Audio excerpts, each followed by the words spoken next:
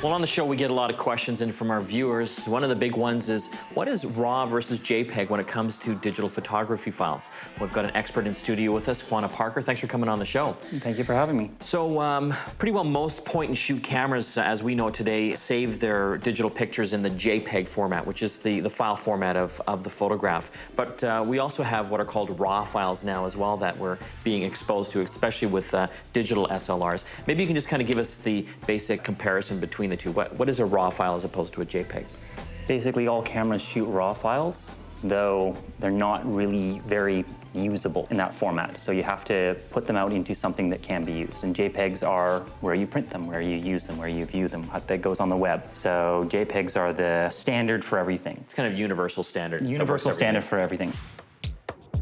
Your SLR has the ability to shoot RAW files. And in post-processing, there's a lot more that can be done with those files. All of the data that is captured from the camera is there in that file. So you can tweak it, change it, adjust it, and do whatever you need to. And if you've got a file that is a picture that is shot just a little bit underexposed or a little overexposed, you can sometimes save it, whereas with a JPEG file, that's it. Sorry, thanks for coming out. Is that because a JPEG file is essentially a compressed file? It's actually taking information out of the picture to make it smaller? A JPEG is a lossy file, so basically it compresses it as best as it can to make it look like a good picture. But sometimes in that compression, it loses all that data, and some of that data is useful data for you later on. There's a lot of things that you can do when you shoot RAW that you can get away with without having to think about then on the spot. So when you shoot a JPEG file, you have to set the light that you're using. The tone and color of the light that is in a room, whether it is natural light or artificial light, is actually different colors. And so that different colored light gets put into your JPEG file. Whereas on a RAW file, it has all that data there, and you can choose where you're going to set the white point of your photo. So with the digital SLRs that are out in the market now, and obviously they're coming down much more so into the kind of consumer or prosumer range, they can be saved in RAW and JPEG? Most cameras offer the option to save the image in both RAW and JPEG.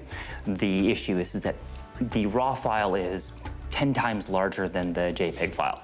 So if you're pressed for hard drive space, pressed for memory card space, you end up getting a lot fewer files. Usually I say, pick one or the other because you probably won't need both. And in most cases, if you have to ask, you probably need to shoot JPEG.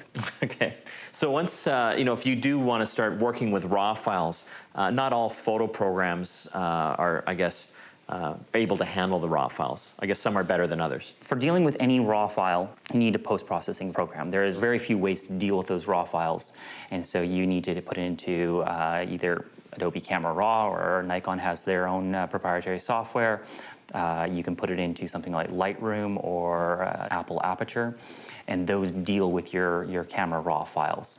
And from there, you do whatever changes you want to do, and eventually export it as a JPEG to be posted on the web or be printed from your print shop. Well, I want to thank you for coming on the show. Yeah. Quana Parker talking about the difference between RAW and JPEG files for digital photographers. GetConnected.